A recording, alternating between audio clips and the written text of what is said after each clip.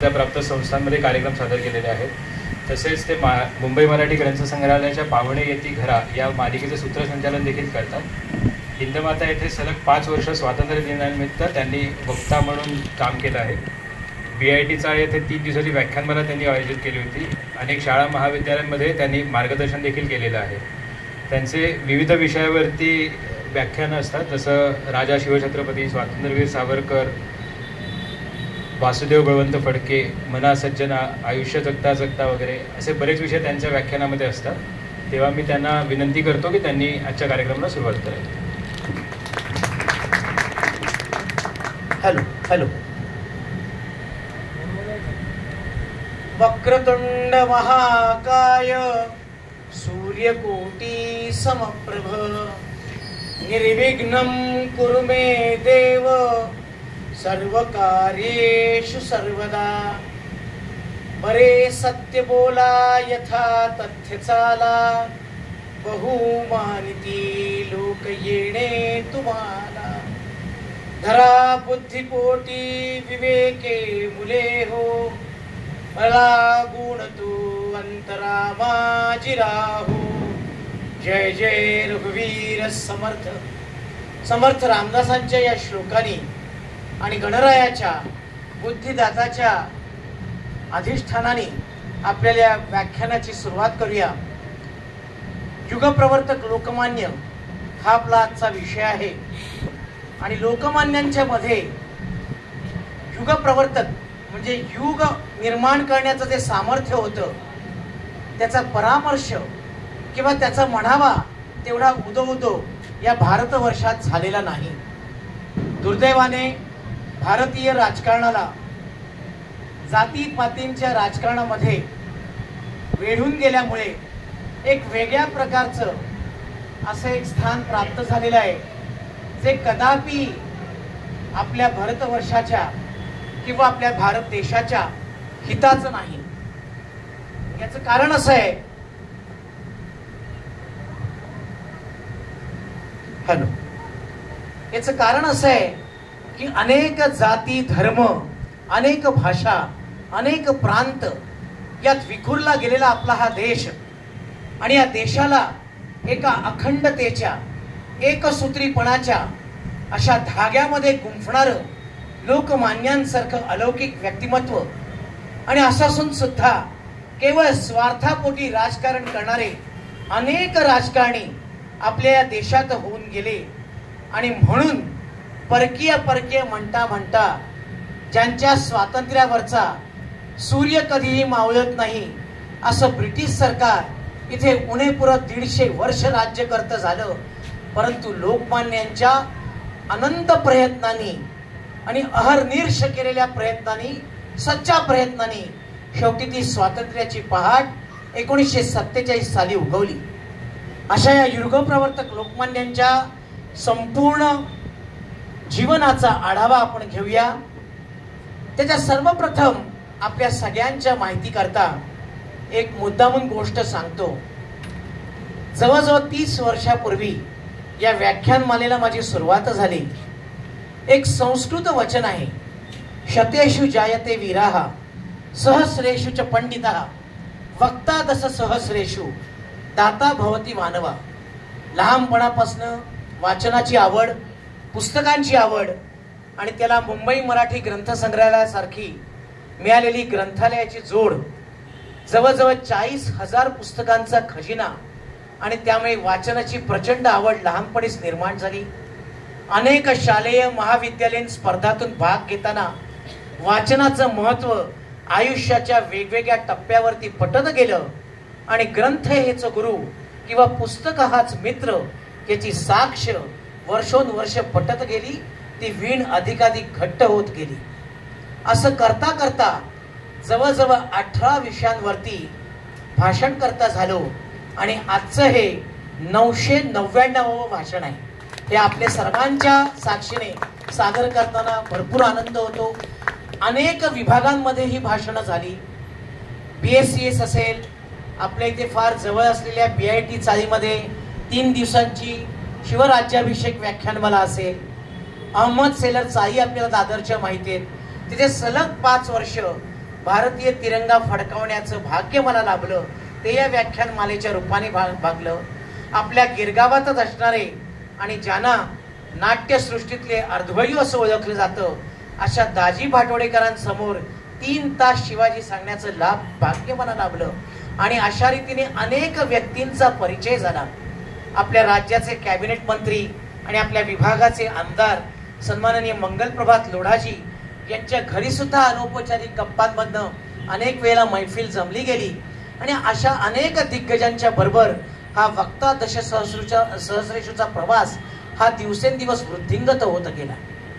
हे होताना समाज मानसात चाललेली स्पंदनं टिपत गेलो आणि म्हणून वेगवेगळ्या विषयांकरते बघताना असं आढळून आलं की आपल्यातलीच ही काही स्वातंत्र्यातली स्फुल्लिंग मुद्दामून काळाच्या पडद्याआड गेल्यानंतर आपल्या समोर आणली गेली नाहीत. त्याचं सर्वप्रथम उदाहरण मध्ये 4थीच्या इतिहासात मानाचं पान असलेले आणि त्याच्यानंतर कुठच्याही पाठ्यपुस्तकात नसलेले छत्रपती शिवाजी महाराज, त्यांचा उल्लेख या व्याख्यानाच्या रूपाने होणारच आहे. सगळ्यात दुसरं व्यक्तिमत्व म्हणजे ज्याला आद्य क्रांतिकारक म्हटलं जातं आणि 1857च्या स्वातंत्र्य समराची विझत चाललेली ज्योत, ज्यांनी आपल्या पराक्रमाने संपूर्ण भारत भूमीवरती परत एकदा लखलखती ठेवली, असे आद्य क्रांतिकारक वासुदेव बळवंत फडके हे सुद्धा आपल्या स्मृतीपटलाच्या मागे गेलेले आहेत. त्याच पद्धतीत स्वातंत्र्यवीर सावरकर की ज्यांनी प्रत्यक्षात लंडनला जाऊन लोकांना घाम फोडला, त्यांना सुद्धा कर्मदारिद्र्याप्रमाणे ते पळून गेले आणि बॅरिस्टरशिप टिकवण्याकरता माफी मागते झाले, असे दैवद्री काही राजकारणी त्यांच्यावरती लांछनं उठवतात. त्यावेळेला मान शर्मेने खाली जाते. ही अलौकिक आणि अत्यंत पुरुषोत्तम अशी व्यक्तिमत्व होती. आजच्या आपल्या विषयाकडे परत येताना युगप्रवर्तक लोकमान्य यांचा विषय सुरू करताना मुद्दामून आपल्याला एक प्रश्न विचारासा वाटतो. आज 12 सप्टेंबर आहे. बरोबर साधारण महिन्यापूर्वी आपण आपल्या प्रजासत्ताकाचा स्वातंत्र्य दिन साजरा केला, 15 ऑगस्ट. आपल्यापैकी कोणी सांगू शकेल ही 15 ऑगस्ट तारीख का निवडली? हे काय आपलं केबीसी नाही, पण एक सहज माहिती करता म्हणजे गुलामीची जंजीर किंवा गुलामीच्या शृंखला आपल्या डोक्यात आणि मनात कशा पद्धतीने परस्पर टाकल्या गेल्या आणि त्या कामी आमच्या भारतीयांचंच कसं काय सहकार्य होतं हे आपल्या सर्वांना मुद्दामून समजेल. कोणी सांगू शकेल 15 ऑगस्ट का? 18 जुलै 1947ला भारताला स्वातंत्र्य द्यायचं हा ठराव मंजूर करण्यात आला होता. ब्रिटिशांच्या राणीने हा स्वातंत्र्यावरचा मावळणारा सूर्य मान्य केला होता. मग असं असताना का थांबले हो 15 ऑगस्ट पर्यंत? अत्यंत शर्मेची बाब आहे. त्यावेळेचा आपला शेवटचा व्हाईसरॉय होता लॉर्ड माउंटबॅटन. लॉर्ड माउंटबॅटनच्या पत्नी आणि आपले भूतपूर्व पंतप्रधान यांच्या सुरस कहाण्या सगळ्यांना माहिती आहेत, आपल्याला त्याच्याकडे जायचं नाहीये. पण या माउंटबॅटनला ही 15 ऑगस्ट ही तारीख फार प्रिय होती. याचं कारण या देशाला स्वातंत्र्य देण्याच्या आधी सुमारे 2 वर्षापूर्वी दुसऱ्या महायुद्धाच्या अखेरीला जपानचा जेव्हा पराभव झाला तेव्हा शेवटच्या तुकडीचं नेतृत्व लॉर्ड माउंटबॅटन करत होता आणि जपानच्या शरणागतीची तारीख होती 15 ऑगस्ट.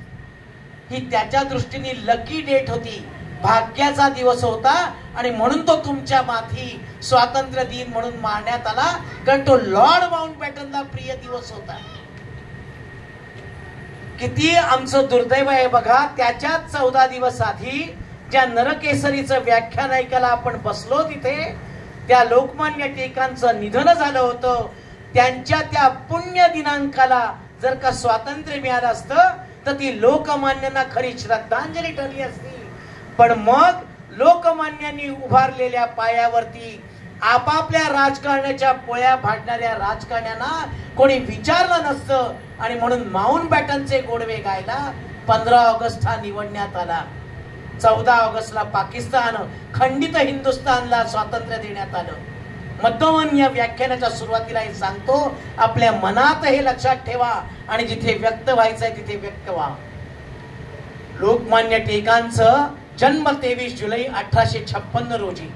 राज्य सरकारला मी पत्र लिहून विनंती केलेली आहे, कृपया याला जन्मतिथी म्हणू नका हो. याला जन्म दिनांक म्हणा. आणि 1 ऑगस्ट 1920ला त्यांचा मृत्यू झाला, त्याला पुण्य दिनांक म्हणा. कारण तिथी ही आपल्या हिंदू धर्मशास्त्रात वेगळी सांगितलेली आहे. आपण बघू शकता, गुगल बाबा आज सगळ्यांना अवेलेबल आहेत. 23 जुलै 1856ला श्रावण महिना होता आणि त्याची कृष्ण पक्षातली षष्ठी होती, बुधवार वार होता. आणि ज्या वेळेला टिळकांचं निधन झालं तो अधिक श्रावण होता आणि त्यातली प्रतिपदा होती वार रविवार होता. त्यामुळे तिथी म्हणायची तर ही म्हटली पाहिजे आणि दिनांक आहेत ते, त्यामुळे त्याला जन्म दिनांक आणि पुण्य दिनांक असं उद्धृत केलं पाहिजे. ही सूचना मी राज्य सरकारला लिखित स्वरूपात केली आहे आणि काही त्याच्यासाठी मासले आणि दाखले दिलेले आहेत. असा हा नरकेसरी रत्नागिरी जिल्ह्यातील, त्यावेळेच्या रत्नागिरी जिल्ह्यातल्या दापोली तालुक्यातल्या चिखली या गावी जन्मता झाला. टिळक हे पहिल्यापासून गणित आणि संस्कृतचे प्रकांड पंडित होते. त्यांचं BA पर्यंत शिक्षण झालं, परंतु बघा एवढा नरकेसरी विद्वान माणूस परंतु MA शिक्षण पूर्ण करू शकला नाही. न डगमगता टिळकांनी लॉचं शिक्षण पूर्ण केलं. अवघ्या 16 वर्षाच्या आयुष्यमानात आई वडिलांना गमावणारा हा स्वातंत्र्य सेनानी जणू काही नियती त्याची परीक्षा बघत होती आणि लहान वयापासूनच खंबीर बनायचं, स्वातंत्र्यासाठी हवे ते कष्ट उपसायचं, जणू काही बाळकडूच नियती ही टिळकांना देत होती. टिळकांनी 1880च्या सुमाराला त्यांचे परममित्र विष्णुशास्त्री चिपळूणकर, गोपाळ गणेश आगरकर, गोखले अशा दिग्गजांबरोबर, शिवरामपंत म्हणजे काळकर्ते परांजपे अशा सर्वांबरोबर मिळून डेक्कन एज्युकेशन संस्थेची स्थापना केली. कारण टिळकांची ठाम धारणा होती की जर का स्वातंत्र्याची चळवळ ही जनमानसापर्यंत पोहोचायची असेल तर त्यासाठी आपल्याला शिक्षणाची कास धरणं क्रमप्राप्त आहे. आणि शिक्षणाची कास धरायची असेल तर त्याकरता आपल्याला समाजाला व्यासपीठ उपलब्ध करून दिलं पाहिजे. आणि म्हणून डेक्कन एज्युकेशन संस्थेतर्फे पहिल्यांदी न्यू इंग्लिश स्कूल ही शाळा चालू झाली आणि नंतर या बीजाचं रूपांतर वटवृक्षात होऊन फर्ग्युसन कॉलेजची स्थापना झाली. पुढे काही मतभेदामुळे टिळक बाहेर पडले आणि त्यांनी शिक्षण प्रसारक मंडळींची स्थापना केली. शिक्षण प्रसारक मंडळींना परशुराम भाऊ पटवर्धनांनी फार मोठी म्हणजे त्या काळी जवळजवळ 2 लाखाची देणगी दिली आणि या देणगी स्वरूपातून लोकमान्य टिळकांनी पटवर्धन कॉलेजची स्थापना आज पुण्यात केले. पुण्यात ही दोन्ही कॉलेजेस अत्यंत महाविद्यालय प्रख्यात आहेत आणि त्याचा पाया हा लोकमान्य टिळकांनी रचलेला आहे. 1867 साली तोला मुद्रित म्हणजे पब्लिकेशनच्या कायद्या येण्यापूर्वीची पुस्तकं होती. त्यानंतर पब्लिकेशनचा मुद्रणाचा कायदा आला. इंग्रज अत्यंत हुशार आणि सावध. कुठचंही पुस्तक प्रसिद्ध होण्याच्या आधी प्रत्येक पुस्तकाचं पानन पान त्या भाषेतल्या तज्ज्ञाकडून तपासून घेतलं जायचं. इंग्रजीच्या सत्तेविरुद्ध, इंग्रजांच्या राणीविरुद्ध, इंग्रजांच्या देशाविरुद्ध कुठच्याही प्रकारचं लिखाण केलं जात नाही ना हे तपासलं जायचं. गुप्तहेरांना त्या पब्लिकेशन म्हणजे त्याच्या मुद्रणकाच्या मागे सोडलं जायचं. आणि अशा सर्व आव्हानांना पुढे राहून लोकमान्य टिळकांनी प्रेस टाकला आणि मराठीत केसरी आणि इंग्रजीत मराठा अशी 2 दैनिकं चालू केली. आज आपण संपर्क क्षेत्र, दळणवळण क्षेत्र याच्या अगदी उंचीवरती पोहोचलेलो आहोत. परंतु तसं असून सुद्धा त्या काळच्या जमान्यात केवळ वर्षभरात संपूर्ण भारतात सर्वाधिक खपाचं असणारं प्रादेशिक वर्तमानपत्र म्हणून केसरीला बहुमान मिळाला ही लोकमान्यांची महती आहे. म्हणून एकदा लोकमान्यांसाठी जोरदार टाळ्या झाल्या पाहिजे. लोकमान्य बाळ गंगाधर टिळक हे हळूहळू शिक्षकाच्या स्वरूपात परमप्रिय अशा आपल्या शिक्षणाच्या क्षेत्रात पुढे मार्गक्रमणा करत होते. आणि ते करत असतानाच 1885 साली इंडियन नॅशनल काँग्रेसची स्थापना झाली.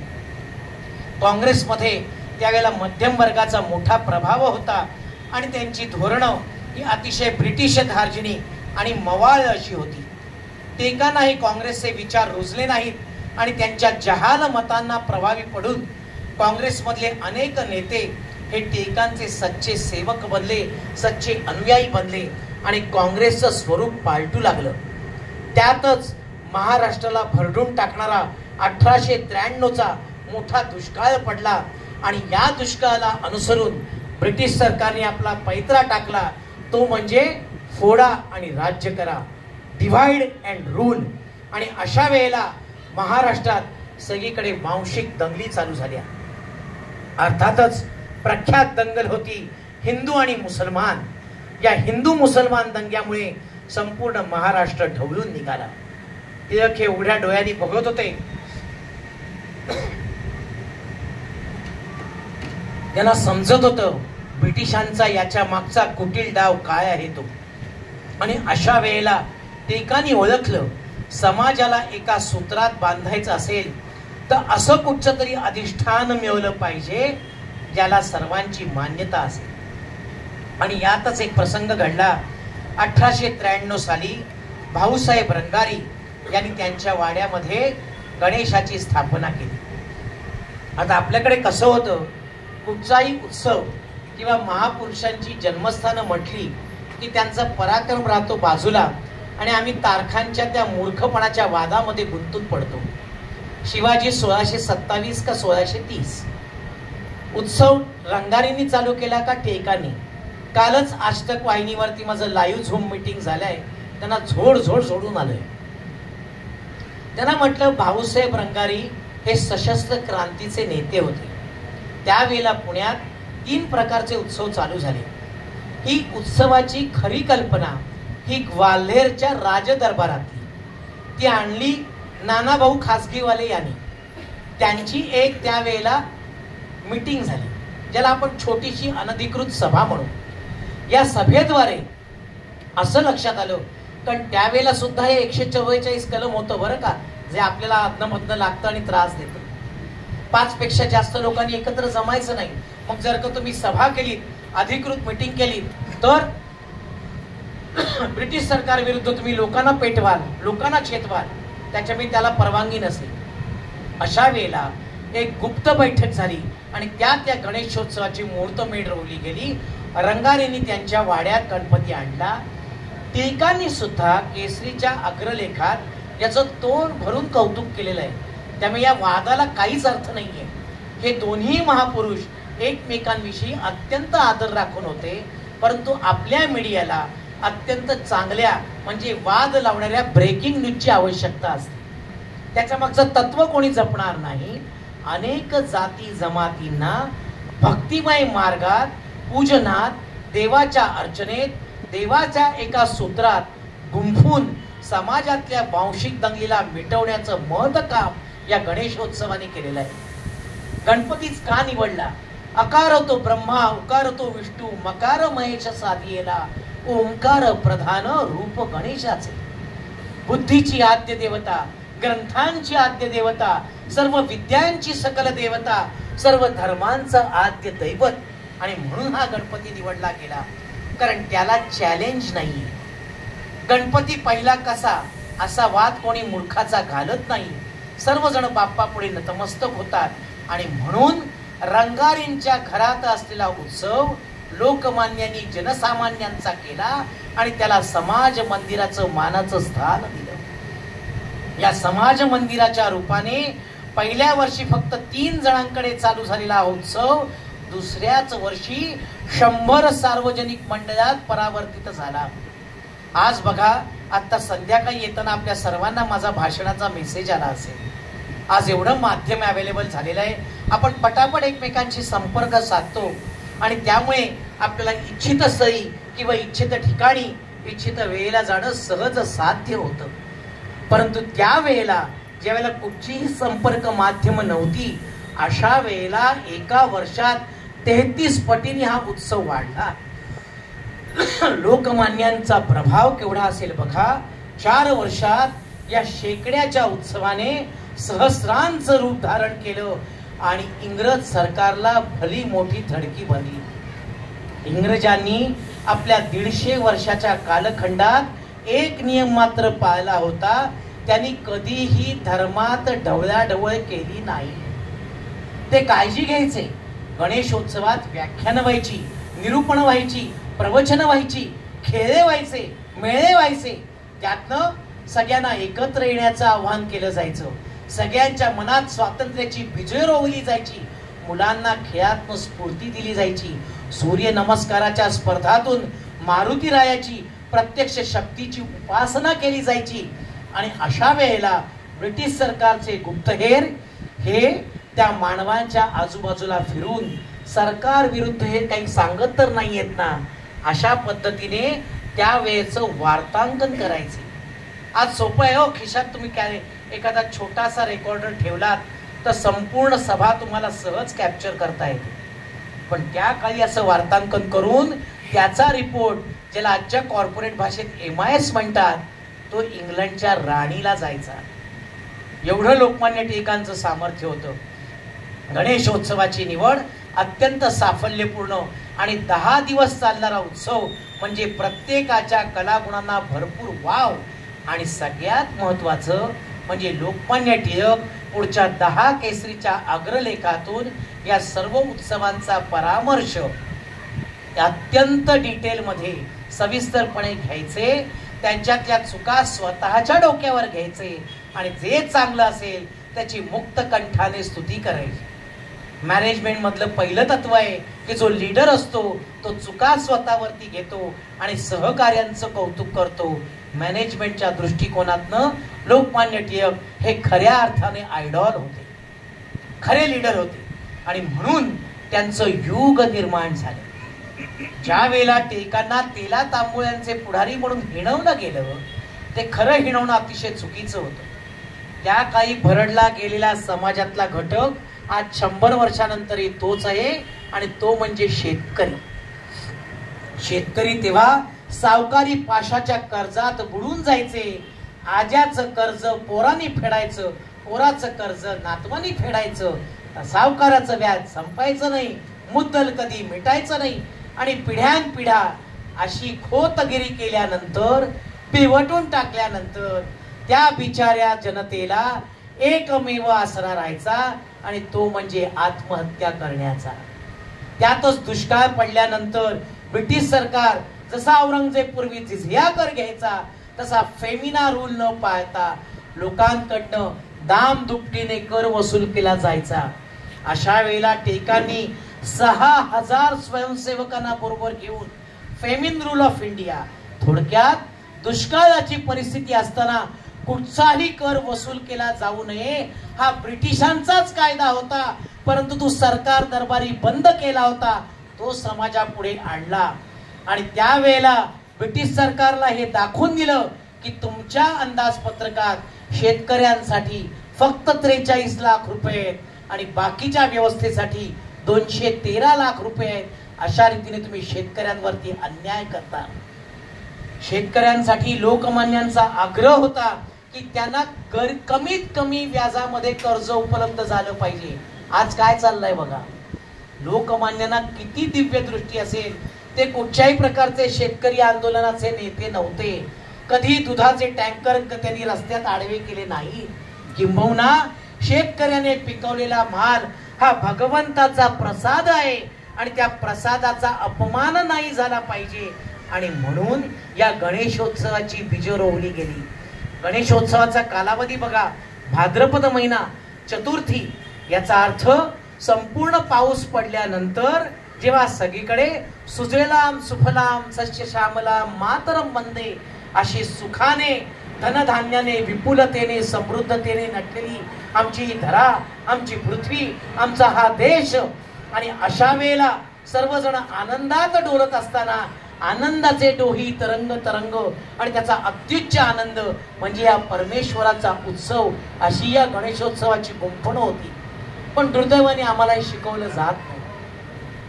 जसं तुम्हाला स्वातंत्र्य दिनाचं महत्व सांगितलं तसं टिळकांच्या या गणेशोत्सवामागे हे फार मोठं महत्वाचं कारण शेतकरी वर्गाला समाजापासून तुटू न देता शेतकऱ्यांना समाजाशी जोडण्याचं काम हे लोकमान्य टिळकांनी केलेलं आहे.